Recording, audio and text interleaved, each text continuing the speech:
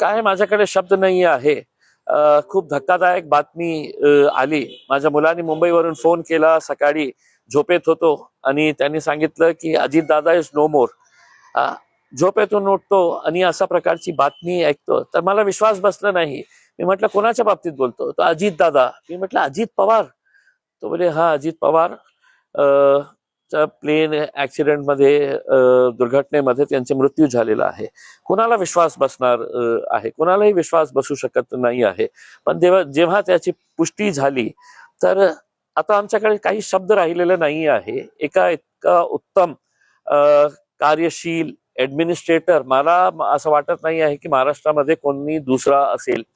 अजित पवार साहेबांचं वैशिष्ट्य म्हणजे ते खूप एबल आणि एफिशियंट ऍडमिनिस्ट्रेटर होते आणि त्यांचे कट्टर विरोधक सुद्धा हे मान्य करतील. अंग्रेजीमध्ये आपण बोलतो ना वर्कहॉलिक. ज्या माणसाला फक्त काम करण्याची सवय होती, फक्त काम काम आणि काम. सर्वांना माहित आहे अजितदादा सकाळी 6 वाजेपासून ते रात्री उशिरापर्यंत ते फक्त काम करत राहायचं आणि त्यांच्याकडे जे एक डिसिजन मेकिंग ॲबिलिटी, टोलवा टोलवी ते कधीही करायचे नाही. काम होणार असेल तर तुमच्या तोंडात ते सांगणार हो हा हे शक्य आहे, आणि नाही होणार असेल तर ते स्पष्टपणे हे बोलणारा माणूस होता की नाही हे काम शक्य नाही आहे, हे होणार नाही. आणि जेव्हा ते म्हटलं नाही होणार तर ते नाही होणार.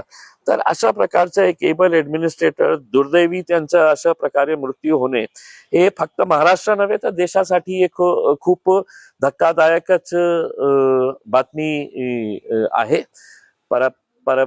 पवार परिवारावर आता काय परिस्थिती असेल आम्ही समजू पण शकत नाही आहे. पण लाखो करोडो त्यांचे जे चाहते आहे त्यांच्यावर ही काय आज हे बातमी कळल्यानंतर काय त्यांचं रिॲक्शन असेल, आमची तर भावपूर्ण श्रद्धांजली.